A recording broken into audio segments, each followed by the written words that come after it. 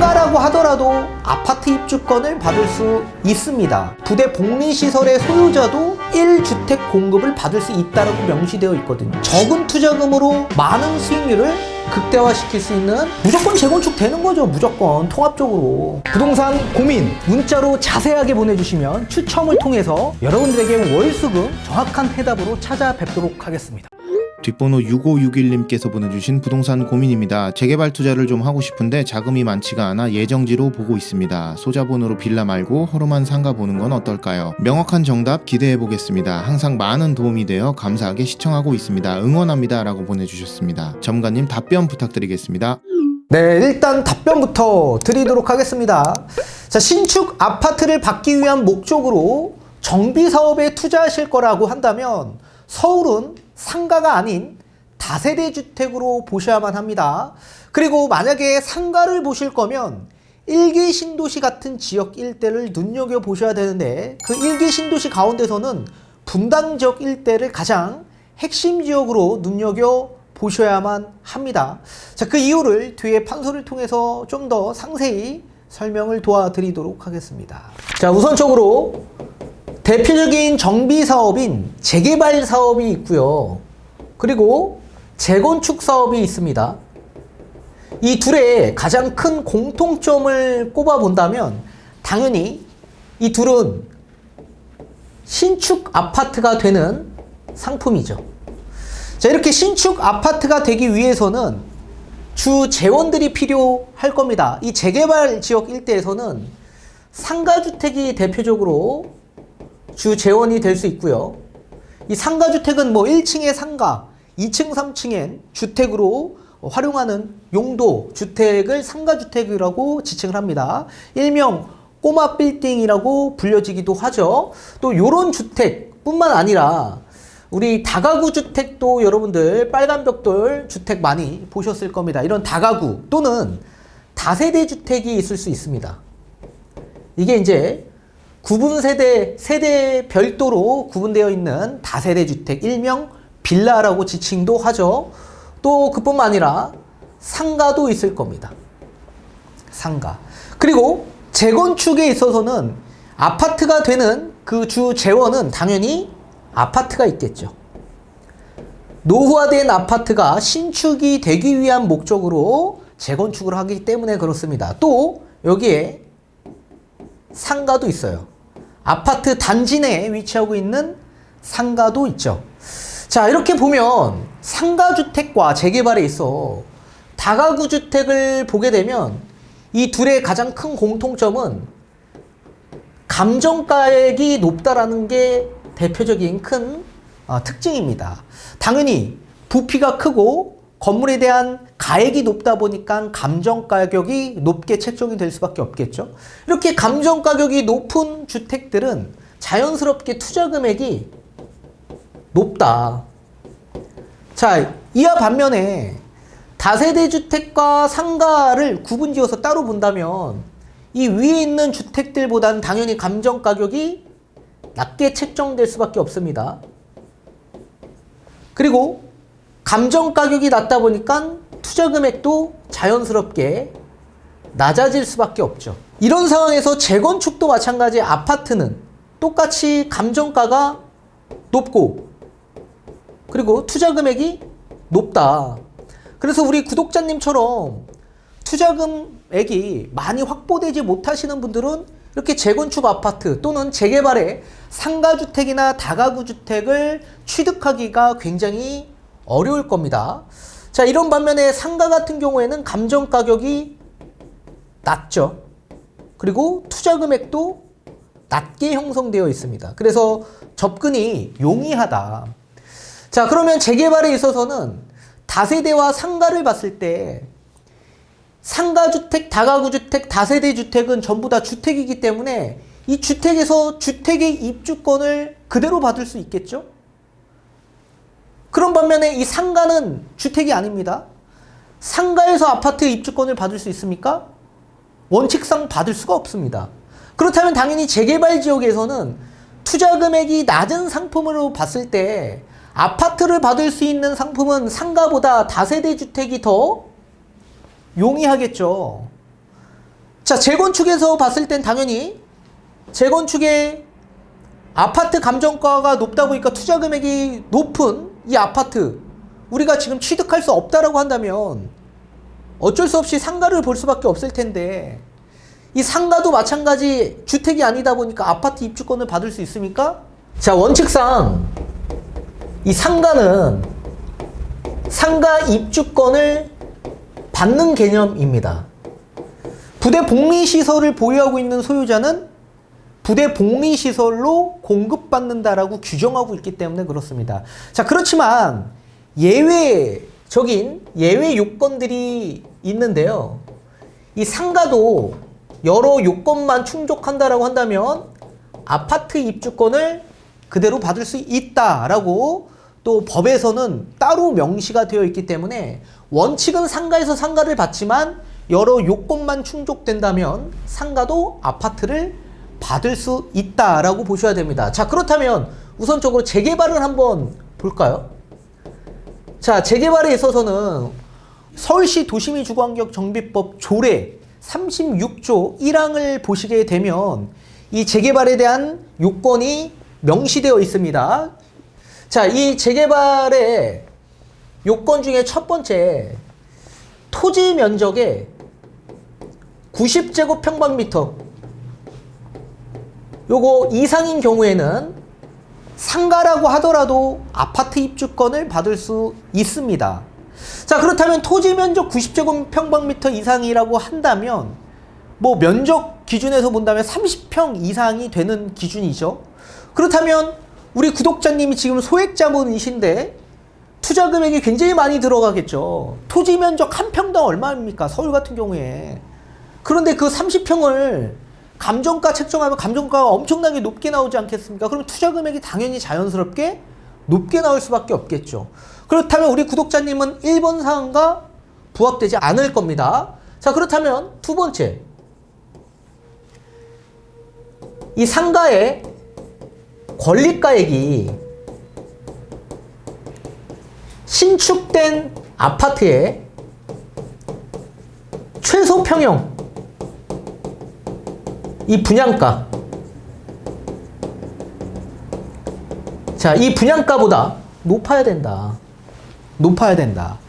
자, 그러면 이 권리가액이라는 건 사실 감정 가격의 비례율을 곱한 금액을 권리가액이라고 하는데 보통 비례율은 100%를 사업장들이 다 넘어서는 사업장들이 많이 있습니다. 그래서 제가 임의로 한 150%라고 규정을 하고 감정 가격이 5천만 원 정도 나왔다. 그렇다면 권리가액이 얼마 정도 산출이 되냐면 7,500만 원이 되는 거죠. 7,500만 원. 그죠? 자, 그런데 신축 아파트 조합원 분양가, 최소 평형 조합원 분양가가 평당 2,500만 원이라고 가정을 해봅시다. 그리고 최소 평형이 18평짜리라고 가정을 해본다면 최소 평형 분양가가 얼마 나옵니까? 4억 5천이 나옵니다. 그러면 상가의 권리가액이 신축된 아파트의 최소 평형 분양가보다 낮네요. 그렇다면 상가에서 아파트를 받을 수 있습니까? 받을 수 없죠. 예외 조건으로 여러 가지 요건이 충족이 돼야지만 상가에서 아파트 입주권을 받을 수 있다라고 명시되어 있기 때문에 이건 받을 수 없는 겁니다. 자, 그렇다면 반대로 재건축을 한번 볼까요? 자, 이 재개발과 재건축은 좀 다릅니다. 이 재건축에 있어서는 총 3가지의 요건이 있습니다. 3가지 요건. 이거는 도시 및 주거환경 정비법 제63조 2항 2호를 보게 되면 앞전에 제가 설명드린 대로 이 부대 복리시설을 보유하고 있는 소유자는 부대 복리시설로 공급받을 수 있다라고 명시되어 있습니다. 다만 아래 요 3가지 항목에 충족이 된다라고 한다면 부대 복리시설의 소유자도 1주택 공급을 받을 수 있다라고 명시되어 있거든요. 자, 그렇다면 첫 번째, 재개발과 동일하게 재건축도 마찬가지 상가의 권리가, 이 권리가액이 신축 아파트의 최소 평형 분양가, 이 분양가의 정관 비율을 곱한 금액보다 높아야 된다라고 명시되어 있습니다. 자, 상가의 권리가액은 얼마였죠? 똑같이 앞전에 설명드린 대로 7,500만 원 정도가 되었었습니다. 비례율 150%, 감정가 5천만 원이라고 가정을 했을 경우. 자, 이 또한 마찬가지 최소 평형 요거 아까 18평이었죠? 여기에 2,500만 원 산출하면 4억 5천이 나옵니다. 자, 이 4억 5천에 정관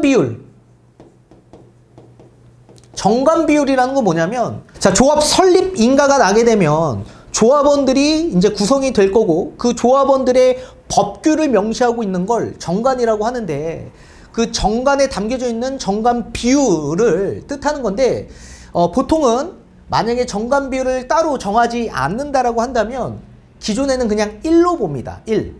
그런데 보통은 최소 0.1에서 1의 기준으로 보죠. 1의 기준. 그래서 만약에 따로 정관 비율을 조합에서 정하지 않는다라고 한다면 1로 봅니다. 그렇다면 똑같이 재개발처럼 똑같이 신축 최소 분양가가 4억 5천. 그래서 상가의 권리가액이 더 작기 때문에 아파트 입주권은 못 받습니다. 그런데 이 정관 비율은 누가 정할 수 있냐면 사실은 상가협의회와 조합 간의 협의 끝에 정관 비율이 정해져 있습니다. 자, 만약에 상가협의회 입장에서 봤을 때 정관 비율이 낮으면 낮을수록 더 좋겠네요. 만약에 정관 비율이 0.1로 규정한다라고 한다면 4억 5천에 0.1을 곱하니까 얼마예요? 4억 5천이 아니라 4,500만 원이 되는 거죠. 자, 그렇게 되면 상가의 권리가격이 어떻게 돼요? 더 높죠? 그러면 상가에서 아파트 입주권을 받을 수 있나요? 받을 수 있습니다. 따라서 상가가 있는 아파트 내에 재건축을 진행할 때 상가 조합과 일반 주택 조합 간의 이해 충돌이 굉장히 크기 때문에 조합 설립 인가가 굉장히 나기가 어렵습니다.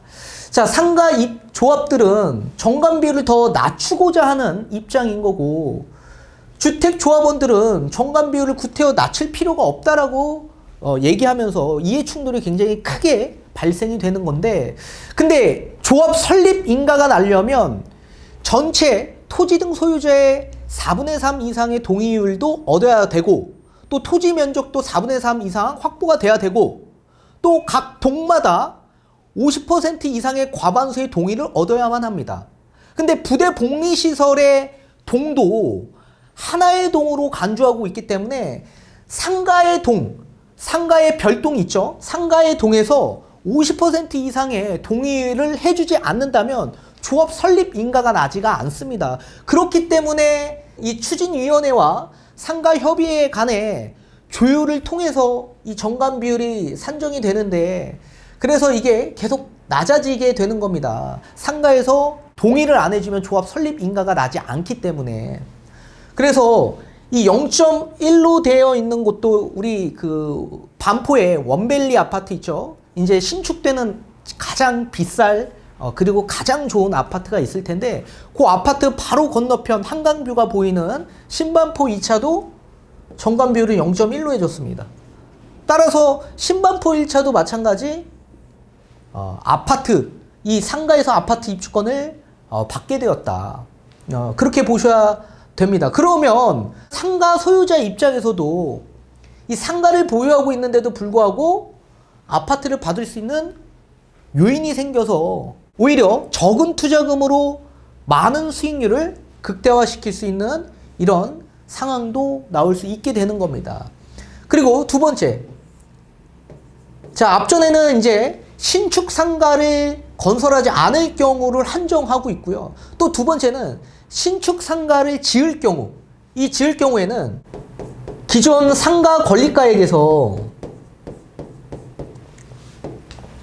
신축된 상가의 분양가보다 만약에 높다면 여기서 뺀 금액의 차익이 앞전에 보신 신축 아파트의 최소 분양가 곱하기 정관 비율, 이 금액보다 높을 경우에는 아파트 입주권이 나온다. 그뿐만 아니라 상가 입주권도 받을 수 있죠.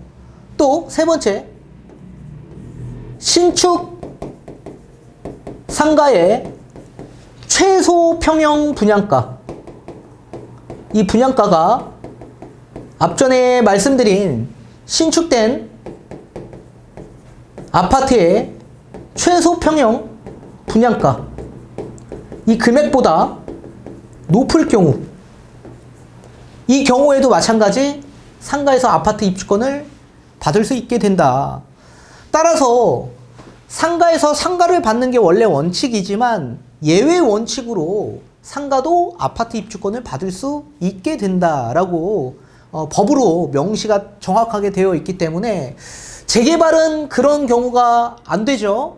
그래서 재개발 상가는 아파트 입주권을 받기가 어렵다. 받으려면 무조건 토지 면적 90제곱미터 이상이 넘어가야 되는데 그게 넘어가려면 투자 금액이 굉장히 많이 들어가서 아무런 의미가 없고요. 우리 구독자님처럼 지금 소액 자본으로 아파트 입주권도 기대해 볼만 한다면 당연히 재건축의 상가를 보는 게 가장 이상적인 투자 방식이 될 수 있겠죠. 이 재개발 방식은 공익사업이죠. 공익사업.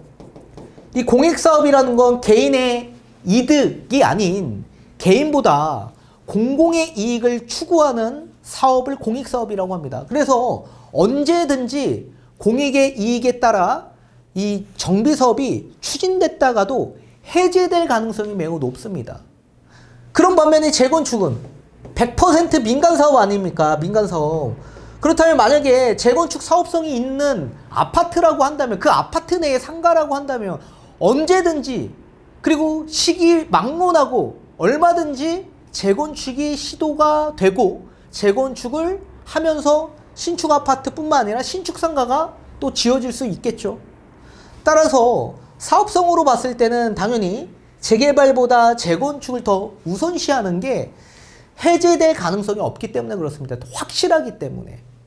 따라서 100% 확신을 갖고 우리가 투자하게 된다라고 한다면 재개발보다는 재건축 사업이 훨씬 더 좋은 방향성이 될 수 있겠다.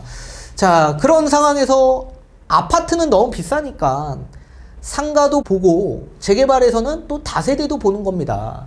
그렇게 해서 두 가지 형태로 보시는 게 가장 이상적인 방향이 될 수 있고, 서울 같은 경우에는 지금도 아직도 이 모아타운, 모아주택, 신속통합기획 방식 같은 여러 재개발 추진할 수 있는 방식들이 아직도 많이 남아 있습니다. 선정 방식들이 아직도 많이 남아 있기 때문에 서울은 다세대 주택을 계속적으로 유념해 보셔야 되고, 또 일기 신도시 같은 얼마 전 어제였죠. 어제 일기 신도시 특별법에 따른 내용이 발표가 되었었습니다. 자, 일기 신도시 특별정비구역으로 지정을 해서 안전진단도 완화해주고 아니면 면제까지도 해준다라고 이제 발표가 나왔었죠.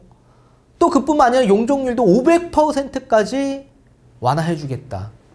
그리고 블록 단위로 대규모로 통합 개발하겠다라고 발표를 했기 때문에 이 상가 그러면 어떻게 됩니까? 무조건 재건축 되는 거죠. 무조건 통합적으로.